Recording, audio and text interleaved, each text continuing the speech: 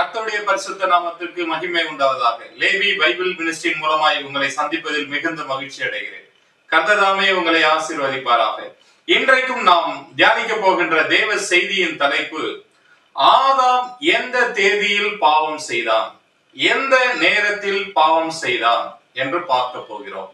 வேதத்தில் ஆதாம் பாவம் செய்த நாளையும் தேதியும் குறிப்பிடவில்லை என்றாலும் நாம் சில ஆவிக்குரிய ரகசியங்களை வைத்து அவன் இந்த நாளில் தான் பாவம் செய்திருக்க வேண்டும், இந்த நேரத்தில் தான் அவன் பாவம் செய்திருக்க வேண்டும், இந்த நேரத்தில் அவன் ஆத்துமா மரணத்துக்குள் ஆகியிருக்க வேண்டும் என்று நாம் தியானிக்க போகிறோம். ஏனென்றால் தேவன் வெளிப்படுத்தின விசேஷம் 2வது அதிகாரம் 5வது வசனத்தில் ஒரு வார்த்தையை குறிப்பிடுகிறார். அதை நாம் வாசிப்போம். ஆகையால் நீ இன்ன நிலைமையிலிருந்து விழுந்தாய் என்பதை நினைத்து மனம் திரும்பி ஆதியில் செய்த கிரியைகளை செய்வாயாக. இல்லாவிட்டால் நான் சீக்கிரமாய் உன்னிடத்தில் வந்து நீ மனம் திரும்பாத பட்சத்தில் உன் விளக்கு தண்டை அதனிடத்திலிருந்து நீக்கி விடுவேன். இங்கு தேவன் நீ இன்ன நிலைமையிலிருந்து விழுந்தாய் என்பதை நினைத்து மனம் திரும்பு என்று சொல்கிறார். ஆகவே ஒரு மனிதன் எந்த நிலையிலிருந்து விழுந்தான், எந்த இடத்திலிருந்து விழுந்தான், என்றைக்கு விழுந்தான் என்பதை நினைத்து ஆதியில் அவன் இருந்த நிலைமைக்கு திரும்பும்படியாக மனம் திரும்புதலை குறிக்கிறார். அப்படியானால் ஒரு மனிதன் எந்த நேரத்தில், எந்த இடத்தில், எந்த தேதியில் விழுந்தான் என்பது கர்த்தருக்கு நன்றாக தெரியும். அதே போலவே ஒவ்வொரு மனிதனும் தான் பாவம் செய்த நாள், எந்த இடத்தில் பாவம் செய்தோம், எந்த நாளில் பாவம் செய்தோம், என்ன பாவம் செய்தோம், அதற்கு முன்பாக நாம் எப்படி பரிசுத்தமாய் வாழ்ந்தோம் என்பதை நினைத்து மனம் திரும்ப வேண்டும் என்று நமக்கு நினைப்பூட்டுகிறார்.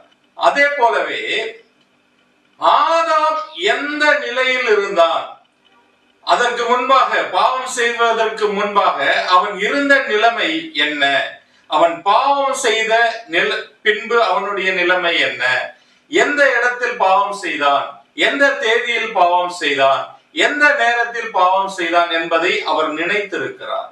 அவர் நினைத்து அந்த நாளை முன்குறித்திருக்கிறார். அதை தான் நாம் மேலும் பார்க்க போகிறோம். முதலாவதாக ஒரு மனிதனை தேவன் தெரிந்து கொள்கிறார் என்றால் அவன் மீது ஒரு நம்பிக்கை வைக்கிறார். என்ன நம்பிக்கை என்றால், அவன் தனக்கு பின்பு தன்னுடைய பிள்ளைகளுக்கு தேவனை குறித்தும், தேவனுடைய நீதியை குறித்தும், தேவனுடைய பரிசுத்தத்தை குறித்தும், தேவனுடைய நியாய தீர்ப்புகளை குறித்தும் அவன் சொல்லிக் கொடுத்து தன்னுடைய பிள்ளைகளை பக்தியில் வளர்ப்பான் என்ற நம்பிக்கையில் தான் ஒரு மனிதனை தேவன் தேர்ந்தெடுக்கிறார். அப்படியாக தேர்ந்தெடுக்கப்பட்ட மனிதன் தான் ஆதாம். மல்கியாவின் புஸ்தகம் 2வது அதிகாரம் 15வது வசனத்தை வாசிப்போம். அவர் ஒருவனை அல்லவா படைத்தார், ஆவி அவரிடத்தில் பரிபூர்ணமாய் இருந்ததே, பின்ன ஏன் ஒருவனை படைத்தார், தேவ பக்தியுள்ள சந்ததியை பெரும்படிதானே. இங்கு அவர் ஆதாமை குறித்து தெளிவாக தெரியப்படுத்துகிறார். அவர் ஒருவனை அல்லவா படைத்தார், அவரிடத்தில் ஆவி பரிபூரணமாய் இருக்கையில் பின்பு ஏன் ஒருவனை படைத்தார், அவனிடத்திலிருந்து தேவ பக்தி உள்ள சந்ததியை பெரும்படித்தானே. அப்படியானால் ஆதாம் மேல் ஒரு நம்பிக்கை வைத்திருந்தார். அவன் தன் பிள்ளைகளுக்கு தேவ பக்தியை சொல்லிக் கொடுத்து வளர்ப்பான் என்ற நம்பிக்கையில் ஆதாமை அவர் தெரிந்து கொண்டார். அதே போலதான் ஆபிரகாமையும் தெரிந்து கொண்டார். ஆபிரகாம் தன்னுடைய சந்ததிகளுக்கு, தனக்கு பின்வரும் தன்னுடைய சந்ததிகளுக்கு தேவனுடைய நீதிகளையும் நியாயங்களையும் சொல்லிக் கொடுத்து வளர்ப்பான் என்ற நம்பிக்கையில் ஆபிரகாமை தேவன் தெரிந்து கொண்டார். எகிப்திலிருந்து இஸ்ரவேலர்கள் வரும் பொழுது மோசேவின் மூலமாக இஸ்ரவேலர்களுக்கு தேவன் கொடுத்த கட்டளை என்னவென்றால், உபாகமம் 4வது அதிகாரம் 10வது வசனத்தை வாசிப்போம். உன் கண்கள் கண்ட காரியங்களை நீ மறவாதபடிக்கும் உன் ஜீவனுள்ள நாளெல்லாம் அவைகள் உன் இருதயத்தை விட்டு நீங்காதபடிக்கும் நீ எச்சரிக்கையாய் இருந்து உன் ஆத்துமாவை ஜாக்கிரதையாய் காத்துக்கொள். அவைகளை உன் பிள்ளைகளுக்கும் உன் பிள்ளைகளின் பிள்ளைகளுக்கும் அறிவிக்க கடவாய். இங்கு தேவன் எகிப்திலிருந்து இஸ்ரவேலர்கள் வெளியேறிய பின்பு மோசேவின் மூலமாக ஒரு கட்டளையை கொடுக்கிறார். நீ உன் கண்கள் கண்ட காரியங்களை மறவாதபடிக்கு அவைகளை ஜாக்கிரதையாக கைக்கொண்டு உன் பிள்ளைகளுக்கும் உன் பிள்ளைகளின் பிள்ளைகளுக்கும் அதை சொல்லிக் கொடுக்க கடவாய். அதே கட்டளையை ஆபிரகாமுக்கும் அவர் கொடுத்திருந்தார். அதே கட்டளையை ஆதாமுக்கும் கொடுத்திருக்க வேண்டும். ஆதாம் கண்ட காட்சிகளை, ஆதாம் வாழ்க்கையில் நடந்த எல்லா விதமான காரியங்களையும் அவன் தன்னுடைய பிள்ளைகளுக்கு சொல்லி வளர்த்திருக்க வேண்டும். ஆதாம் தேவன் புசிக்க கூடாது என்று சொன்ன ஆதாம் தேவன் புசிக்க கூடாது என்று சொன்ன அந்த கனியை புசித்தபடியினால் அவன் ஜீவ ஆத்துமா என்ற மரணத்தை இழந்து பாவ ஆத்துமா என்ற நிலைக்கு வந்து விட்டான். இதனாலே அவன் நிர்வாணமாக்கப்பட்டு அவனும் அவனுடைய மனைவியும் ஏதேன் தோட்டத்தை விட்டு தேவனால் துரத்தப்பட்டார்கள். அப்படி துரத்தப்பட்ட அவர்களுக்கு பிறந்த 2 பிள்ளைகளுக்கு அவர்கள் நாங்கள் முன்னாடி எப்படி வாழ்ந்தோம், ஏதேன் தோட்டத்திலே எங்களுடைய நிலைமை எப்படி இருந்தது, நாங்கள் கண்ட காட்சிகள் என்ன என்று தங்களுக்கு நேர்ந்த எல்லாவற்றையும் தன்னுடைய பிள்ளைகளுக்கு சொல்லி வளர்த்தார்கள். அப்படி அவர்கள் கண்ட காட்சி, ஸ்ரீயின் வித்துக்கும் உன் வித்துக்கும் பகையை உண்டாக்குவேன், அவர் உன் தலையை நசுக்குவார், நீ அவர் குதிகாலை நசுக்குவாய் என்று தேவன் சர்வத்தை பார்த்து சொன்னபோது அதன் அருகில் இருந்து கண்டவர்கள் ஆதாமும் ஏவாளும்.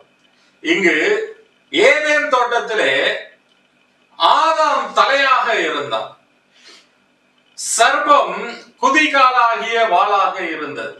அந்த சர்ப்பம் ஆதாமை வஞ்சித்தபடியினால் ஆதாமிடம் இருந்து ஆளுகை செய்யும் அதிகாரமாகிய தலையை சர்ப்பம் பறித்து சர்ப்பம் தலையாக மாறிவிட்டது.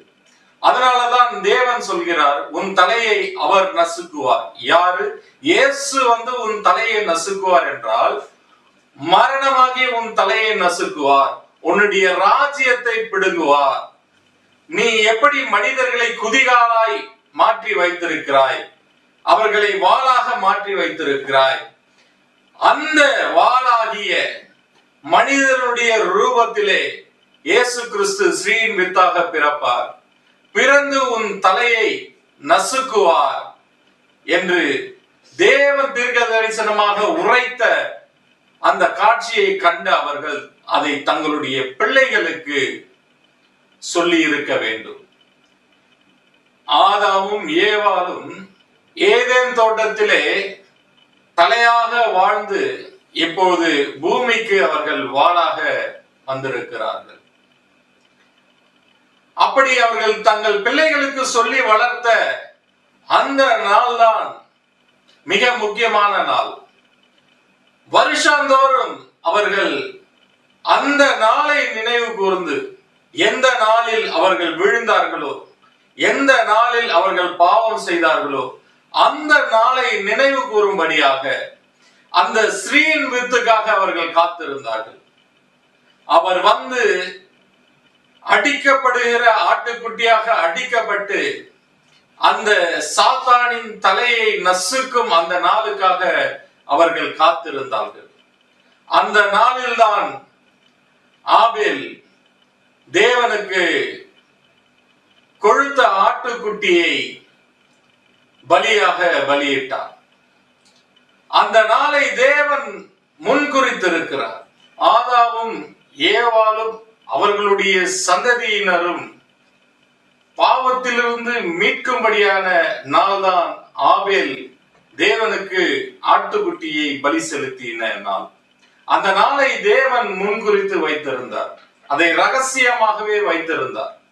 அவர்கள் தாங்கள் பாவம் செய்த அந்த நாளை நினைவு கூற காரணம் ஆதியாகமம் 3வது அதிகாரம் 21வது வசனம். தேவனாகிய கர்த்தர் ஆதாமுக்கும் அவன் மனைவிக்கும் தோல் உடைகளை உண்டாக்கி அவர்களுக்கு உடுத்தினார். இங்கு நிர்வாணமாக காணப்பட்ட ஆதாமுக்கும் ஏவாளுக்கும் தேவன் ஒரு தோல் உடையை உண்டாக்கி அவர்கள் நிர்வாணத்தை மூடி அவர்களை ஏதேன் தோட்டத்திலிருந்து அனுப்பிவிட்டார். அந்த தோலுடையோடு வந்தவர்கள் தான் ஆதாமும் ஏவாளும்.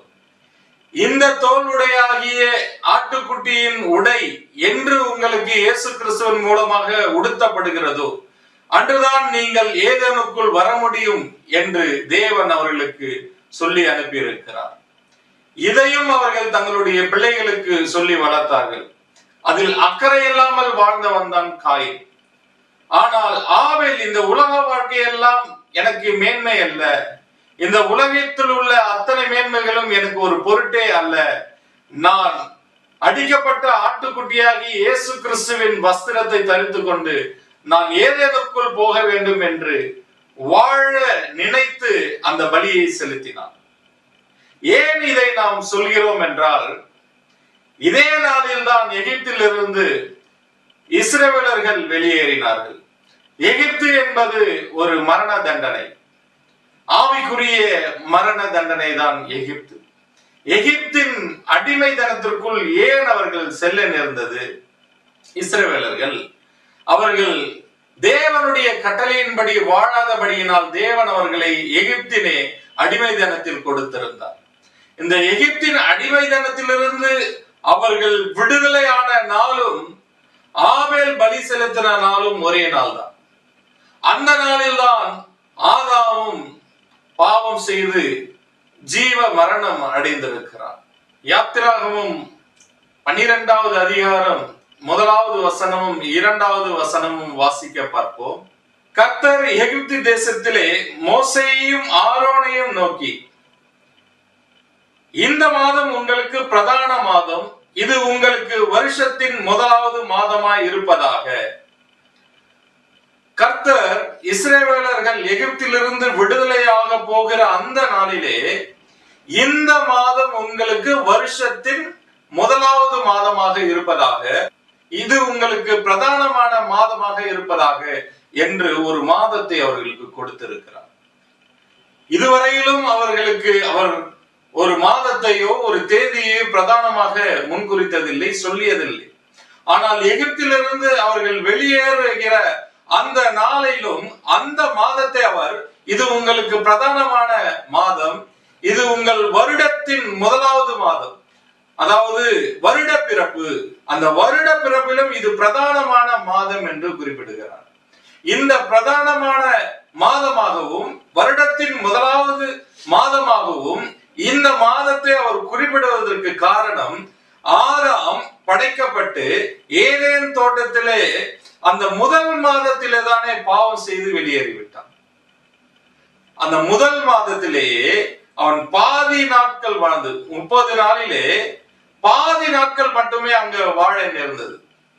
அந்த முதல் மாதத்திலேயே அவன் ஏதேன் தோட்டத்தை விட்டு வெளியேற வேண்டிய நாளா இருந்தபடியினால் தேவனுடைய மனதிலே அவன் எந்த இடத்தில் விழுந்தான், எந்த நேரத்தில் விழுந்தான், எதற்காக விழுந்தான், எந்த தேதியில் விழுந்தான் என்று தேவன் முன்குறித்து அந்த நாளை எகிப்திலிருந்து வெளியேறும் நாளாக இஸ்ரவேலர்களுக்கு கொடுத்தார். யாத்திராகமம் 12வது அதிகாரம் 3வது வசனத்தை பார்ப்போம். நீங்கள் இஸ்ரவேல் சபையார் யாவரையும் நோக்கி, இந்த மாதம் 10ஆம் தேதியிலே வீட்டு தலைவர்கள் வீட்டுக்கு ஒரு ஆட்டுக்குட்டியாகிய ஒவ்வொருவரும் ஒவ்வொரு ஆட்டுக்குட்டியை தெரிந்து கொள்ள கடவர்கள். இந்த மாதத்திலே ஒவ்வொரு இஸ்ரவேல் தலைவர்களும் தங்கள் வீட்டுக்கு ஒரு ஆட்டுக்குட்டியை தெரிந்து கொள்ளும்படியாக தேவன் கட்டளை கொடுக்கிறார். அப்படி தேவனுடைய வீடாகிய எருசலேமுக்கு பாவம் நிவர்த்தி செய்யும்படியாக தெரிந்து கொள்ளப்பட்ட தேவனுடைய ஆட்டுக்குட்டி தான் இயேசு கிறிஸ்து. இயேசு கிறிஸ்துவும் இதே மாதத்தில் தான், இதே நேரத்தில் தான் ஆட்டுக்குட்டியாக பலியிடப்பட்டார். யாத்திராகமம் 12வது அதிகாரம் 5வது வசனத்தை பார்ப்போம். அந்த ஆட்டுக்குட்டி பழுதற்றதும் ஆணும் 1 வயது உள்ளதுமாய் இருக்க வேண்டும். செம்மறி ஆடுகளிலாவது வெள்ளாடுகளிலாவது அதை தெரிந்து கொள்ளலாம். இப்படி பழுதற்றதும் 1 வயது ஆணுமாகிய ஆட்டுக்குட்டியை தேவன் தெரிந்து கொள்ளும்படியாக சொன்னார். அப்படி குற்றமற்றவராகவும் பழுதற்றவராகவும் ஆட்டுக்குட்டியாகவும் தெரிந்து கொள்ளப்பட்டவர் தான் இயேசு கிறிஸ்து. இயேசு கிறிஸ்துவுக்கு முன்குறிக்கப்பட்ட மாதத்திலே, இயேசு கிறிஸ்துவுக்கு முன்குறிக்கப்பட்ட நேரத்திலே எகிப்திலிருந்து இஸ்ரவேலர்கள் வெளியேறும்படியாக முன்குறிக்கப்பட்ட அதே தேதியில், அதே மாதத்தில், அதே நேரத்தில் ஆட்டுக்குட்டியை தேவன் பலியிட சொன்னார். யாத்ராகமம் 12வது அதிகாரம் 6வது வசனத்தை வாசிப்போம். அதை இந்த மாதம் 14ஆம் தேதி வரைக்கும் வைத்திருந்து இஸ்ரவேல் சபையின் ஒவ்வொரு கூட்டத்தாரும் சாயங்காலத்திலே அதை அடித்து. இதுவரை தேவனுடைய வார்த்தையை கேட்ட உங்கள் யாவரையும் இயேசு கிறிஸ்துவின் நாமத்தில் உங்களை ஆசீர்வதிக்கிறோம். லேவி பைபிள் மினிஸ்ட்ரி என்கிற யூடியூப் சேனலை நீங்கள் சப்ஸ்கிரைப் செய்து அதன் மூலம் வேதத்தின் ரகசியங்களை நீங்கள் அறிந்து கற்றுக்கொள்ளலாம். மேலும் நேரில் வந்து படிக்க விரும்புகிறவர்கள் கர்த்தரின் சேனை ஊழியங்கள் மூலமாக அம்பத்தூர், மதுராந்தகம், கூவத்தூர் ஆகிய இடங்களில் வந்து படிக்கலாம். எங்களை தொடர்பு கொள்ள வேண்டிய தொலைபேசி எண்கள் 638220 23109 99 40 145 408 790 478 7918 9500 107013. கர்த்தர் உங்களை ஆசீர்வதிப்பாராக.